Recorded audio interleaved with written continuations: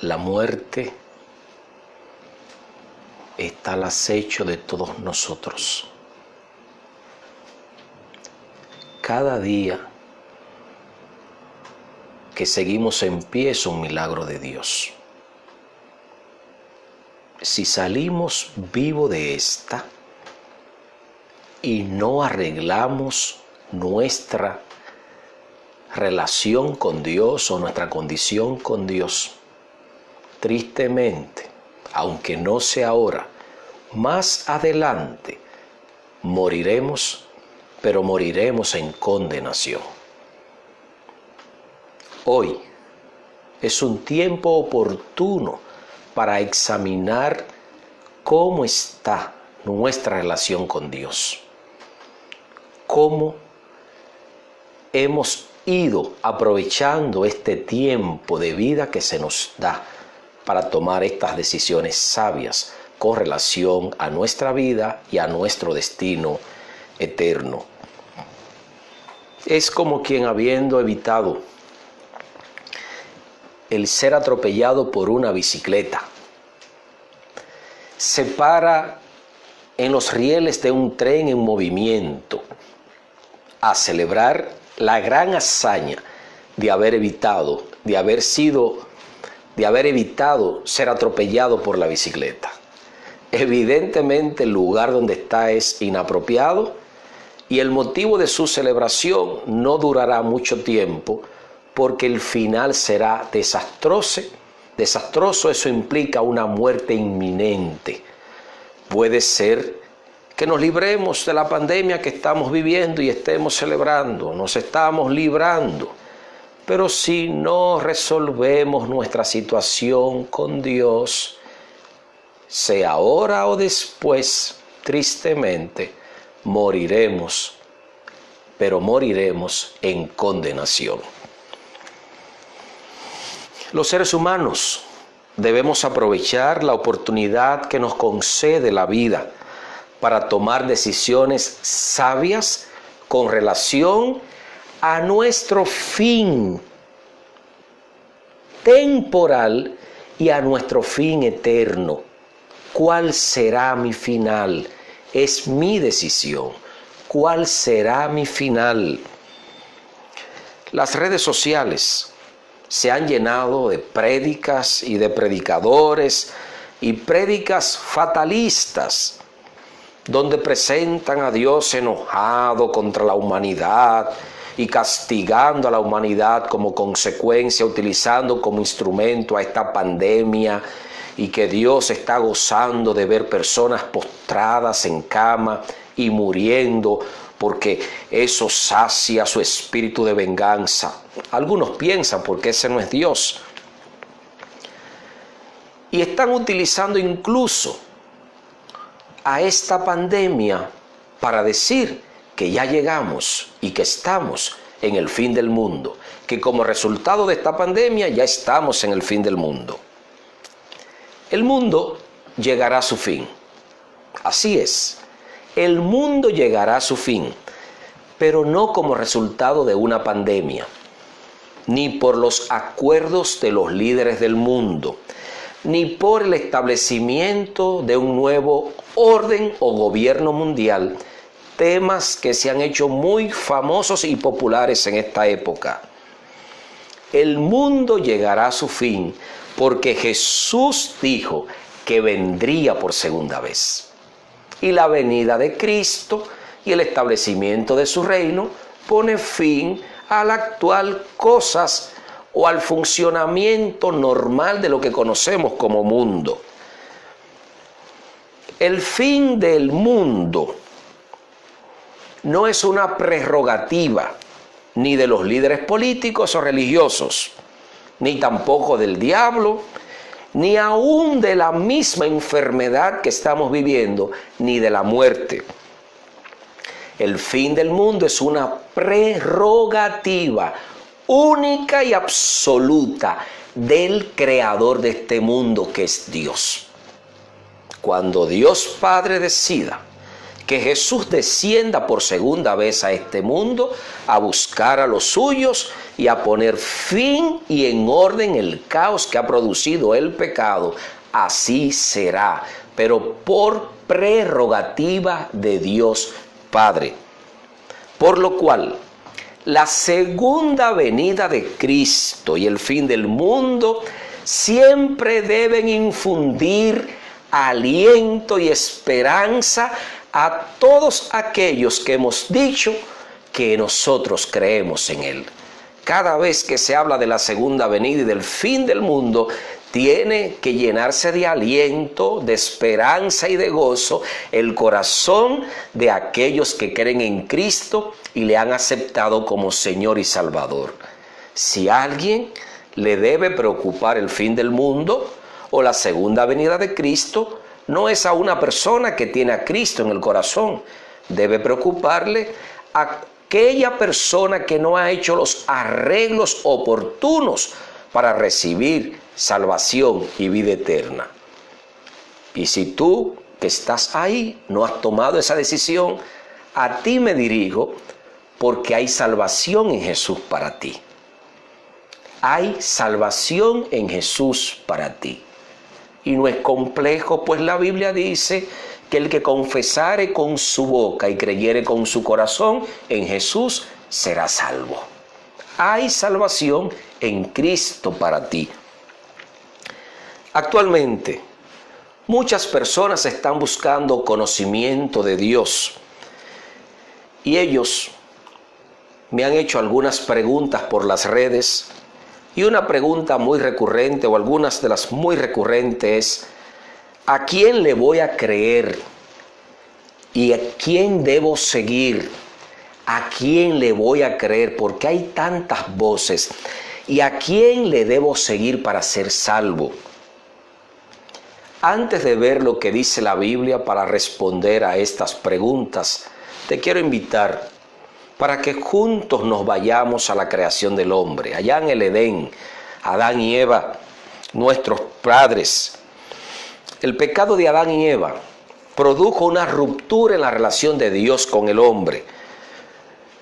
Y como fruto de la desobediencia de Adán y Eva, de comer del árbol del conocimiento del bien y del mal que se le había prohibido, se produjo una enemistad entre Dios, porque eso es lo que hace el pecado, produce enemistad entre Dios, no Dios que se enemista con nosotros. El pecado produjo una enemistad entre Dios y nuestros padres o toda la humanidad por nuestros padres haber pecado. Así que los seres humanos perdimos el estatus con el cual fuimos creados como hijos de Dios y nos convertimos en esclavos y marionetas del diablo, en hijos pródigos que viven sin esperanza y aparentemente sin padre, aun cuando tenemos un excelente y buen Padre, nuestro Padre Celestial. Como hijos desobedientes, nos alejamos de Dios y de su presencia, pues el pecado en nuestras vidas es una declaración de independencia de la criatura hacia el Creador. Pero la realidad es que ninguna criatura puede vivir en independencia a Dios. Nosotros somos dependientes de Dios porque todo lo creó Dios y nos creó para que fuéramos dependientes de Él. Vivimos y subsistimos por Dios. Dios es el proveedor. Dios es el que fortalece no solo nuestras vidas físicas proveyendo alimento a través de la tierra, sino nuestra vida emocional, nuestra vida espiritual también. Así que como el pecado entró y nos enemistó con Dios, evidentemente nos alejamos de Él. Y Dios, como es un Dios amoroso y compasivo, entendiendo esta ruptura, Él mismo decide acercarse al pecador e ir en busca de él.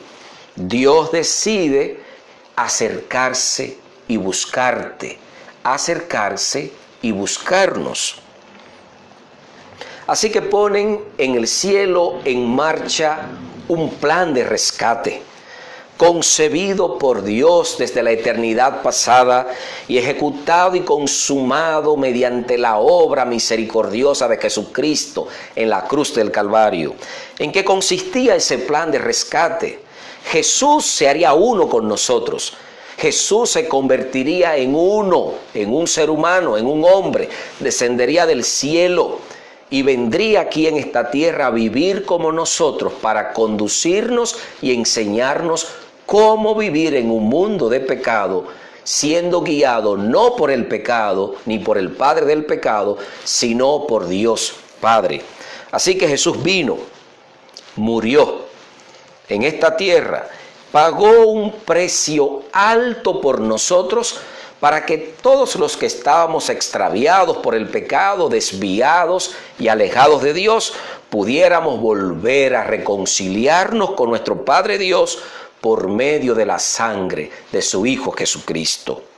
Así que Jesús descendió, abandonando su reino, abandonando su trono, su poderío, su gloria y su Padre, y vino a este mundo perdido y sumido en la pobreza y el pecado, en la violencia, en los vicios, en los conflictos, en las drogas, en el crimen organizado, en la soledad depresiva, en la enfermedad y la muerte. A este mundo que estaba vuelto en la miseria del pecado, vino Cristo con la intención de rescatarnos a los que estábamos perdidos. Hasta aquí descendió el Hijo de Dios en busca tuya y vino por mí también y de todos aquellos que están perdidos. Pues el Hijo del Hombre vino a buscar y a salvar lo que se había perdido. La raza humana estaba perdida, pero el plan de Dios consistía en llegar hasta donde estábamos nosotros perdidos, para a través de Cristo levantarnos, restaurarnos y darnos nuestra identidad como hijos legítimos de Dios. Dejando su trono, Jesucristo arriesgó todo por ti porque te ama. Arriesgó todo por ti porque te ama. Y vino a este lugar perdido y condenado a destrucción eterna a prodigarte tu gracia misericordiosa. Por eso es que la palabra dice, por gracia habéis sido salvos. Es una obra exclusiva de Dios, no es de los hombres, es una iniciativa de Dios.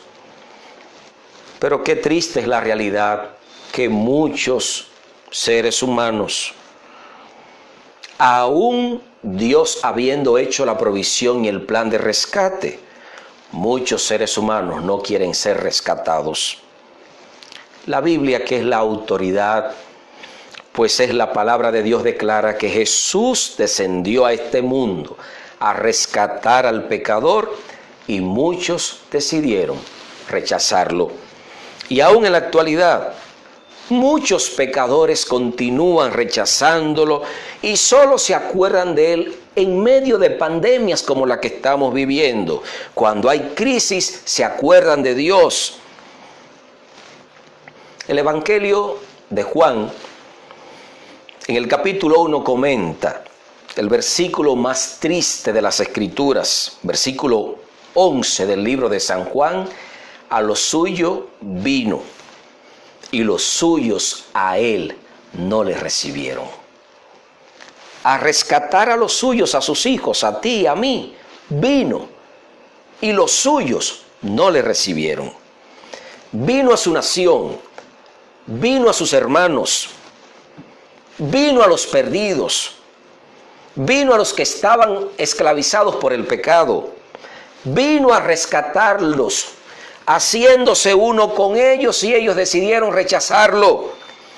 De forma especial los líderes religiosos, quienes condujeron a la nación a un rechazo total de Cristo, prefirieron matarlo y seguir siendo esclavos que aceptar a Cristo y recibir el estatus de hijos libres de Dios.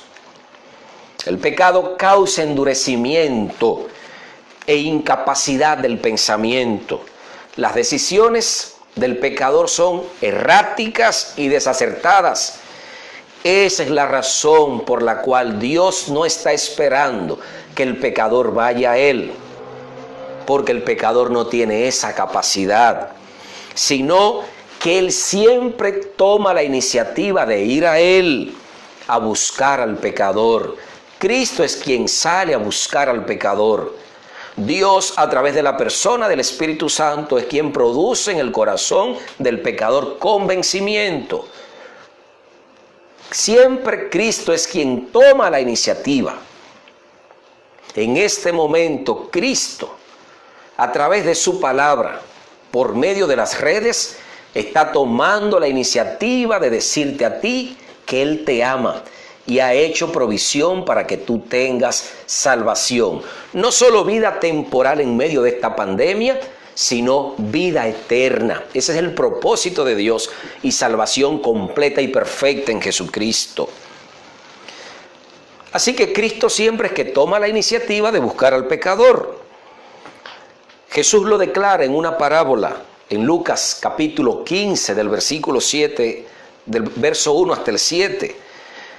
Ante las acusaciones de los líderes religiosos, los cuales se tenían a sí mismos por justos, porque ellos aparentaban mucha religiosidad y también guardaban muchas leyes, muchas de las cuales ellos habían creado para presentarse como más santo ante los demás.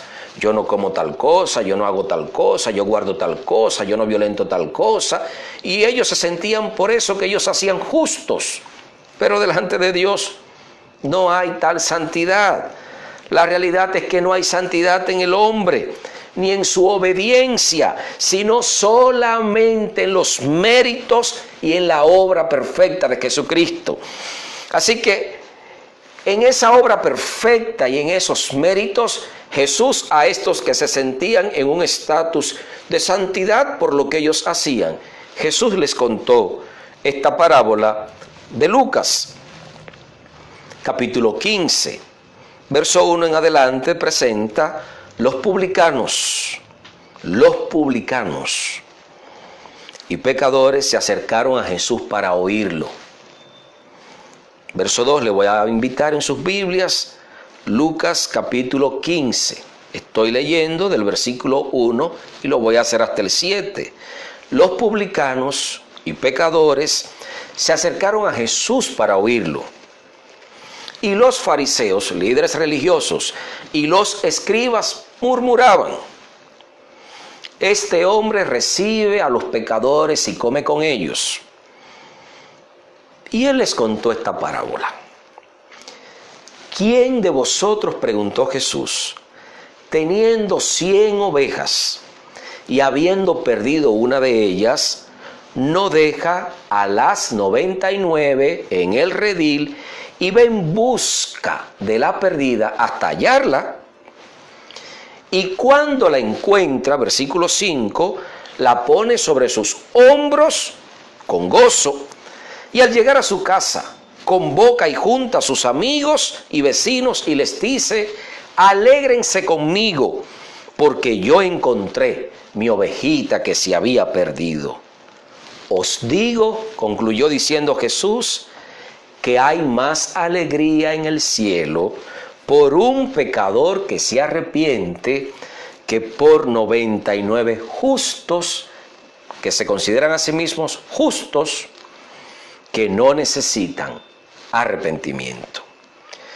En esa oveja perdida o extraviada de la parábola está representada toda la raza humana, incluyéndonos a nosotros.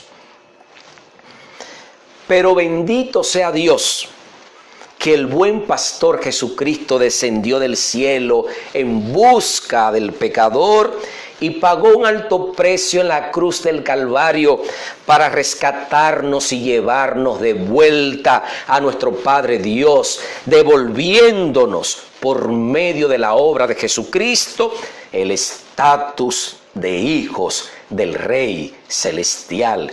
Y ahora nosotros, como hijos del Rey del Universo y en calidad de príncipe, muy pronto heredaremos junto con Cristo el celestial reino que se nos ha prometido.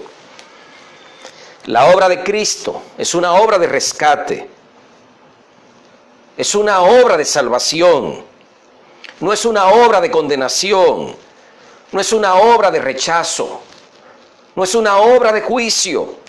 La obra de Jesucristo es una obra de rescate y salvación. Por tanto, sin importar cuán grandes sean tus pecados, o cuánto los otros seres humanos, igual que tú, igual que yo, pecadores, te hayan rechazado, tu Padre Dios nunca te rechaza, sino que te recibe y te acoge en su reino, porque te ama y lo demostró en la cruz del Calvario, entregando a su Hijo Jesucristo, muriendo por ti, para que tú y yo hoy tengamos salvación y vida eterna. Ese es el interés de Dios para contigo, que tengas salvación y vida eterna. Que las desgracias que ven tus ojos no te alarmen, sino que te lleven a tomar decisiones sabias y oportunas para que puedas tener tu vida escondida en Dios y tengas plena seguridad y garantía mediante Cristo de la salvación y la vida eterna. No hay nadie que te ame tanto como Jesús, y Él es el único camino que garantiza tu salvación. No sigas a hombres, ni siquiera a mí, porque yo soy tan pecador como tú. Algunos preguntan cuál es el camino. Jesús es el camino. Él mismo lo declaró. Yo soy el camino, la verdad y la vida. Por lo tanto, si Cristo es el camino, no debes poner tu vista en hombres. Por buenos, correctos, perfectos, ungidos, santos o llamados que sean, no debes poner tu vista en los hombres, solo en Cristo Jesús. Jesús dijo: yo soy el camino, yo soy la verdad, yo soy la vida. Juan 14:6. Ahí donde estás, ahí donde estás, dile a Jesús: Jesús, aquí yo estoy, sin saber dónde ir, ni qué camino tomar, pero te invito a mi vida, Señor, para que tú me guíes y me muestre el camino. No sé qué hacer, Señor, pero estoy aquí. Si algo quieres hacer conmigo, estoy aquí para que tú me guíes y me muestres el camino. Te recibo en mi vida. Repítelo conmigo, por favor, si ese es tu deseo, organizar tu vida con Dios. Te recibo en mi vida como mi Señor y Salvador. Te recibo en mi vida como mi Señor y Salvador, y confieso todos mis pecados. Haz en mí, Señor, tu santa y perfecta voluntad, en el nombre de Jesús. Amén. A partir de ahora, deja al Espíritu Santo que guíe tu vida y descansa confiado en su dirección. Descansa confiado en su dirección. Que la pandemia que estamos viviendo, que los acuerdos de los gobiernos para establecer un gobierno mundial, que el fin del mundo no te llene de pánico ni de estrés, sino que habiendo recibido a Jesús en tu corazón, el fin del mundo y la venida de Cristo produzcan en ti confianza, esperanza, seguridad, porque tú sabes en quién has creído. Declaro en el nombre del Señor Jesús que Dios te bendiga y te guarde, que Dios haga resplandecer su rostro sobre tu familia, sobre ti y sobre tu nación, y que el Espíritu Santo te conceda guianza y dirección en Cristo Jesús, llenando tu vida de paz y de gozo a través de la salvación que Cristo gratuitamente te concede en este momento. Dios te bendiga. Pon tu fe y confianza en Dios y disfrutemos juntos de la obra que Cristo hizo en la cruz del Calvario, pues a todos los que creen en su nombre les ha dado el poder y el derecho de ser hechos hijos de Dios. Ahora, habiendo aceptado a Jesús, tú y yo somos hijos de Dios. Sigamos adelante, confiemos en el Señor y recuerda, Jesús es tu camino.